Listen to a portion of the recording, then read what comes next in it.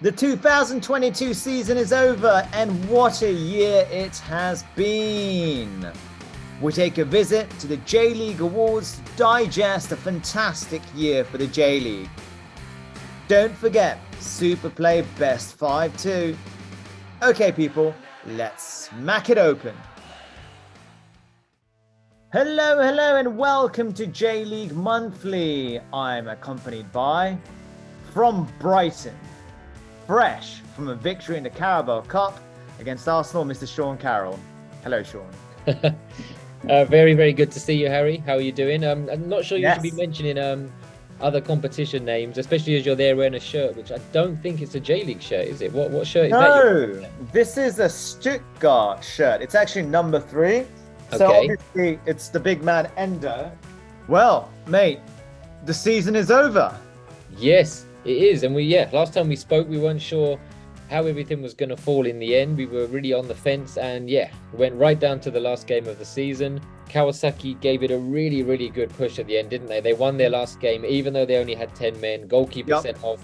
But in the end, Marinos were just too strong. They won their last 2 games, scoring 7 goals. Looked confident the whole way through, and I think probably over the course of the season, I think they deserved to win it, didn't they? Totally. How do you feel looking back over Marinos's valiant effort throughout the year? Well, it's hard, isn't it? When now at the end of the season, you look back and you see things that happened at the start of the year, and it seems so long ago. You kind of forget that it was the same season. But I think, as I said, I think they deserved it. I think when you look at their squad, they were so well managed throughout. They almost had 2 players in every position. If someone fell out of form, if somebody was injured, there was someone just the same level to come in and really step up. The players, it was a real team effort, and seeing the way that Kevin Muscat spoke about the process, about how he wanted the team to win, it really seemed like that was what they were aiming for. It was just to focus on making sure that the team, not just the 11 players, but everybody in the squad, knew how the team was supposed to be playing, and if they played that same way every week, they were confident that they could do well. And in the end, they were the ones who lifted the shield on the last day of the season. Now, so what happens every year, every season, when everything kind of comes to a halt, is that we have the famous J.League Awards, and there's so many categories to enjoy. So let's kick it off first of all with the Player of the Year. So the Player of the Year goes to Tomoki Iwata. Sean, really, really solid, and Mr. Reliable. Yeah, it's nice, isn't it, to see a player like that get the Player of the Year award. So often it's the ones that score the goals, the attacking players, the kind of creative influences on the team. And players like Iwata often, they get the respect from their fans, obviously, from their teammates, but when it comes to the individual awards, they usually don't pick them up. But I think it's fully deserved. The highlights we're seeing here are kind of big contributions at either end of the pitch. But he was solid, whether he was playing defensive midfield or at centre back. All season for Marinos, he was able to step in and do a really good job, and I think fully deserved award for him. Totally, so solid, so solid. Okay, next up, our top scorer. So we guessed right, Sean. We did just about, and it's an interesting one, isn't it? Thiago Santana got the top scorer award in the year that his team, Shimizu S-Pulse, got relegated. He scored on the last day of the season. A game that went back and forward so many times against Sapporo, and ultimately Shimizu lost, which sealed their relegation. It's very rare that a player, in a team that gets relegated finishes as the top scorer. But showed that he's capable of scoring all kinds of goals. And if he's still at Shimizu next year, you have to think he's going to score a lot in the second division. But maybe other J1 clubs will be looking at him and thinking he can add something. This is his goal on the last day of the season. What a finish. Volley from 20 odd yards out. Excellent player, and just about pipped Shuto Machino, who I tipped, who might sneak through. Machino came 1 goal behind him. So congratulations to both of them. Yes, and congratulations to Machino for being selected as Nakayama's replacement to go to the World Cup too, right? Yeah, absolutely, it's great to see players like that who've come through. He's played in J3 as well, J2, now J1. Yes. going on to the World Cup, and hopefully, yeah, he can make an even bigger name for himself there in a few weeks. Excellent. So what do we have next? We have the goal of the year. So our goal of the year goes to this Beckham-esque ridiculous effort.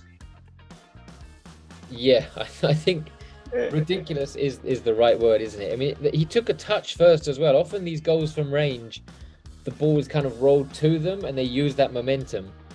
But yeah, for Kawamura, he took a touch, looked up, realized the keeper was out, and thought, oh, okay, well, I'll just put it in the back of the net. What a finish. And yeah, you can see he looks quite calm about it, but the rest of his teammates and the coaching staff couldn't quite believe it, could they?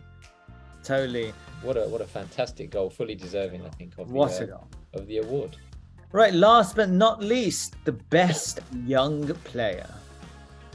So our best young player goes to Mao Hosoya of Reysol. Yeah, very, very exciting talent, isn't he, this one? He's really powerful on the front line. We're going to see a selection of his goals, I think, here probably. Very good finisher in and around the penalty box, but also good at bringing his teammates into the game. Got a very good touch as well. And yeah, for a young player, really does look so confident in that final third already. Already making waves kind of for the under category Japan national teams as well.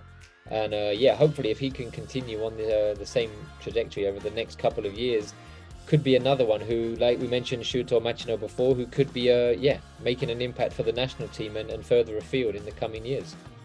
Yeah, he's got this kind of brutal kind of butchness, if that's some word. He's just he's strong. His physical presence is quite excellent too. Yes, lovely. So J.League Awards, we managed to introduce a couple of them out of a numerous number of categories. But we've taken the liberty to choose our MVPs too. So Sean, would you like to reveal who your MVP is? I would. It was a tough one. I narrowed it down to 3 players in the end, and in the end I went for Takuma Nishimura of Yokohama F. Marinos. I just think he was really important for the team this year in the final third of the pitch. I think you see how well he did in the fact that he's kind of pretty much established himself as the first choice now ahead of Marcos Jr., who was so key for Marinos in the last few years. And Nishimura has now made that spot just in behind the number 9, his own. Scored 10 goals in the league.